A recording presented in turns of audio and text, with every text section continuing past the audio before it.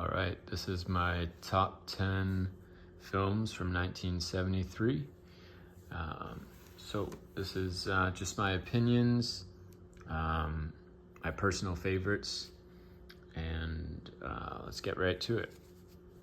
So just up until like literally seconds ago, I was flip-flopping between my 9 and my 10 of The Order, and I think I'm gonna put this one as number 10.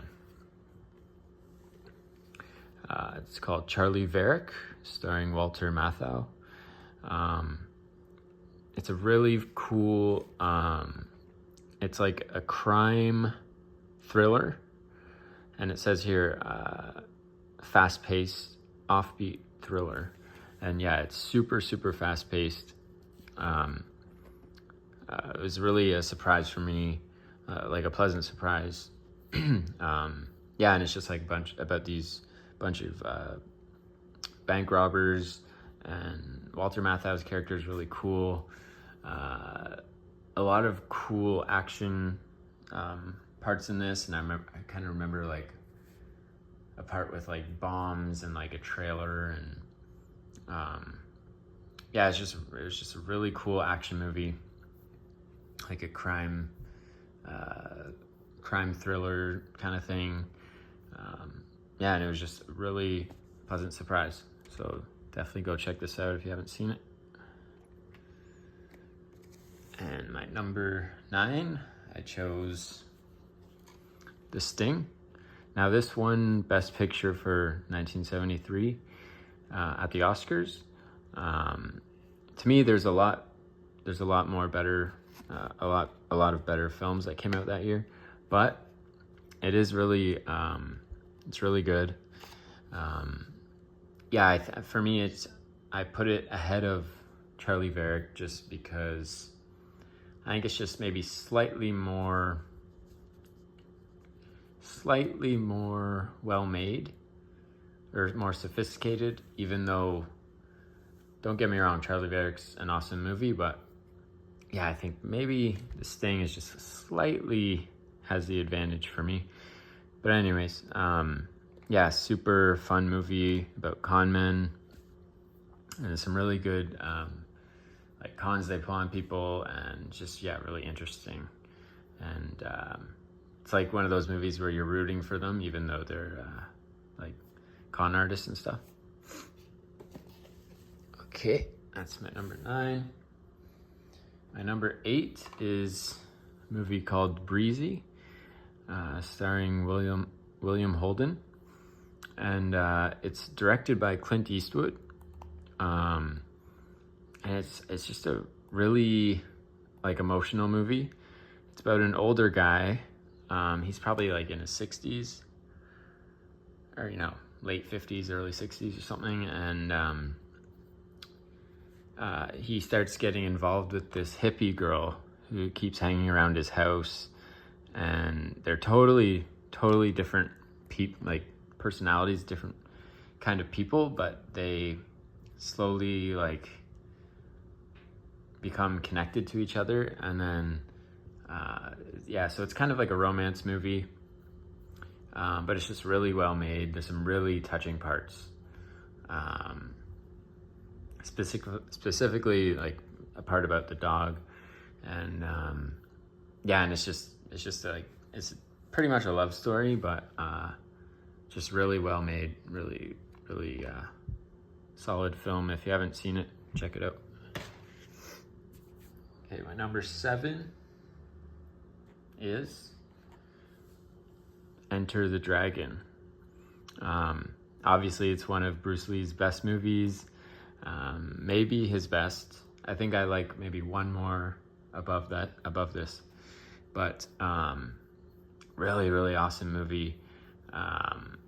Good idea. It's like it's just a simple idea for a movie to have like a fighting tournament, but I like those simple, cool ideas. And obviously some of Bruce Lee's best scenes, best shots, some of his best action sequences. yeah, and it's too bad that this was his last like full movie, because his career just would have skyrocketed from here, because of how big of a success it was. I would have loved to see how his version of Game of Death would have been if it was like the original idea for the script. But anyways,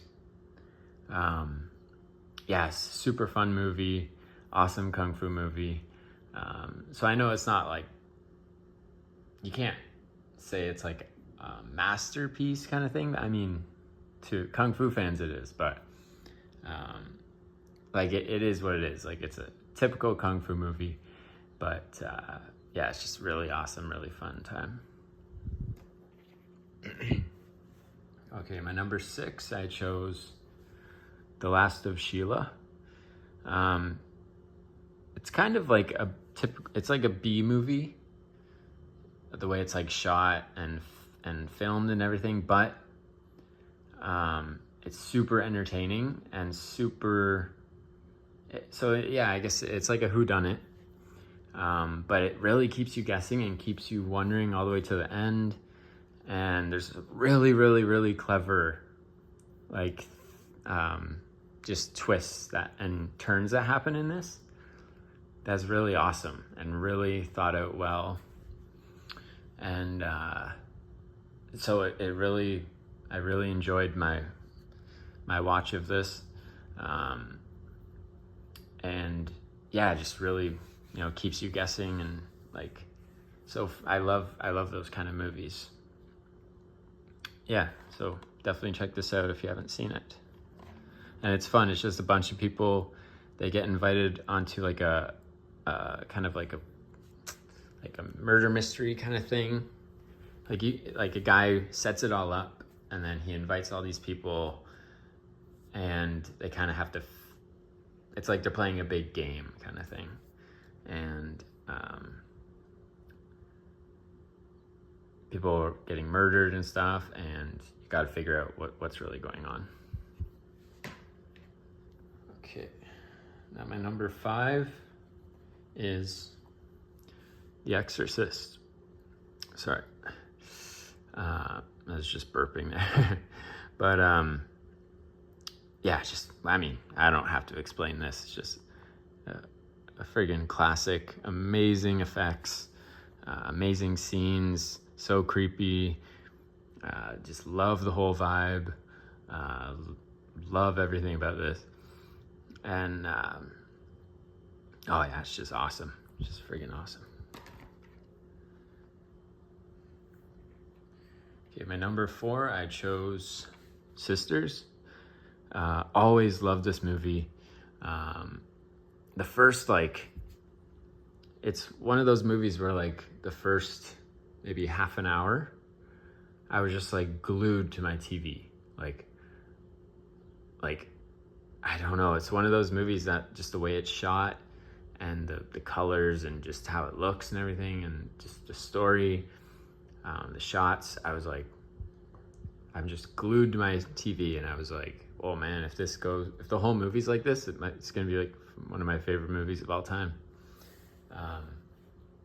I think after maybe half an hour, I wasn't like so glued to the TV, but it still is a really good movie the whole way.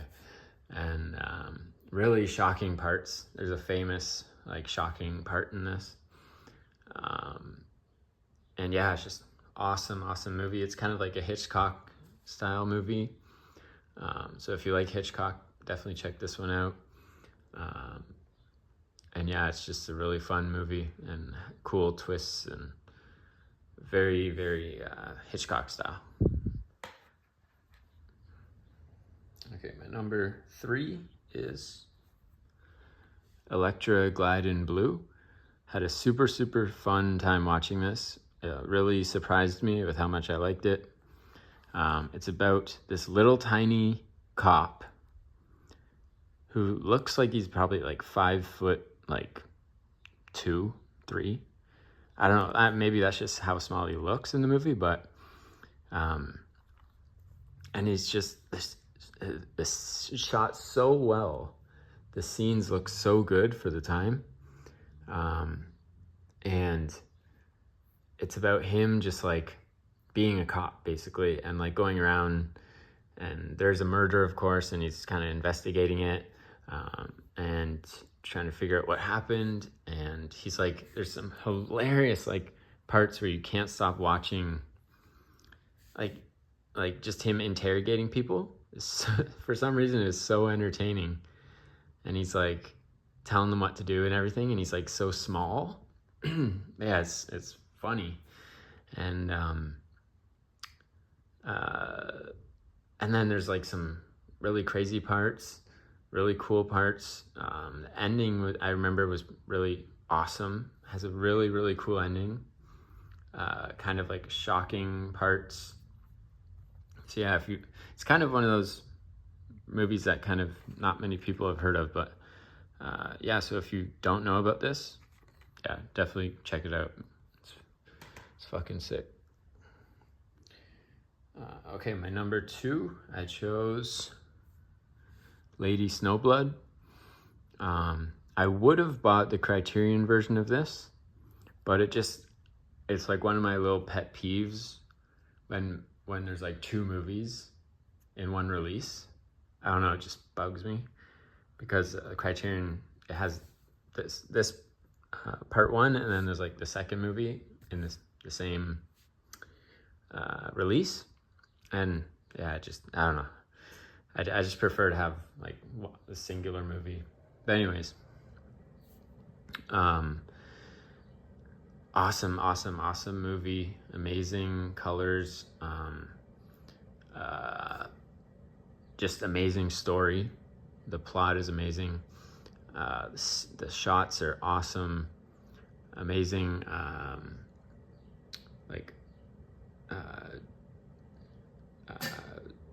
Sword, like battle, how can you say it? Battle scenes, I guess, and sword fights and stuff like that. And you're just really rooting for this girl. Yeah, it's just a really awesome movie, and it's kind of like has like some Kill Bill connections. Like one of the songs is used that was from this film is used in the Kill Bill movie, and you can tell that he got a lot of inspiration from this movie. And yeah, it's really good, really awesome movie. So yeah, if you haven't seen this and you like Japanese stuff, definitely check that out. Okay, my number 1 for 1973 is Paper Moon. This is a really just an amazing film. Bogdanovich, he filmed this in black and white, and it's just a really awesome movie. It's about this guy, and he's also kind of like a con man, and he's kind of tagged along with this little girl for whatever reason, and it's just about them two living their life, and he's kind of stuck with her, and but they of course they slowly get along and everything. She helps him out, and she's like just as good, or if not better, than he is at conning and like coming up with ideas and stuff like that. And also he's kind of not sure that it could possibly be his kid, or it might not. It's kind of open-ended, but everyone, I won't say the ending, of course, but